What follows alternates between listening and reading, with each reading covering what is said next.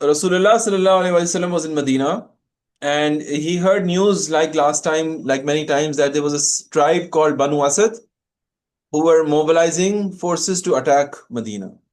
Okay, so this is a tribe outside of Medina. If you want to ask a question, raise your hand and then wait for me to answer. Okay, now let me come back to you. Now, this was basically a tribe which was planning to attack Medina, right?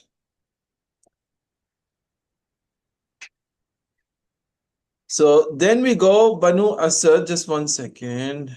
All right. So Banu Asad and Tulaiha are planning to attack Medina. Okay. Obviously, why would Muslims attack Muslims? Yeah. These were tribes in Najd. Now, if you know the map of Arabia, Najd is in the middle of Arabia, right? It's that area.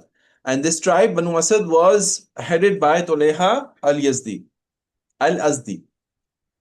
This man is quite fascinating, very interesting. We'll learn about him more later. So first, he started out by hating Islam and fighting Rasulullah sallallahu alaihi wasallam, and then later on, this guy he becomes Muslim.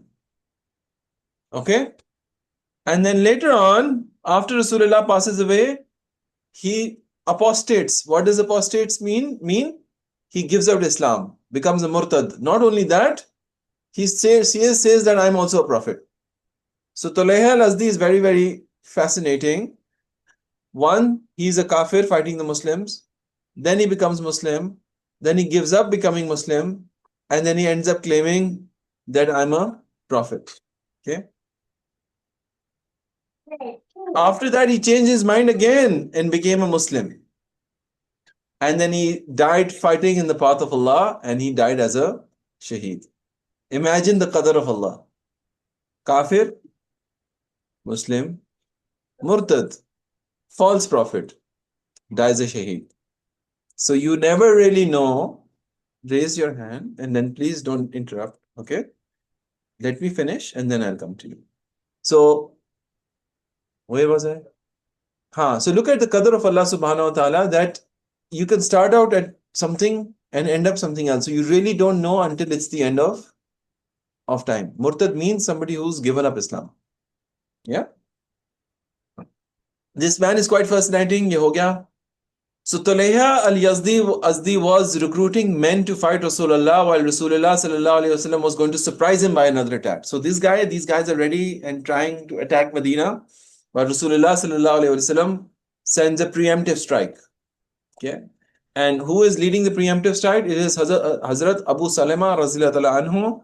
A Sariya was sent out, which was headed by Abu Salama. He was injured in the battle of Uhud. So Abu Salama radhiyallahu anhu was already injured in the battle of Uhud, but still he went out and led this Sariya.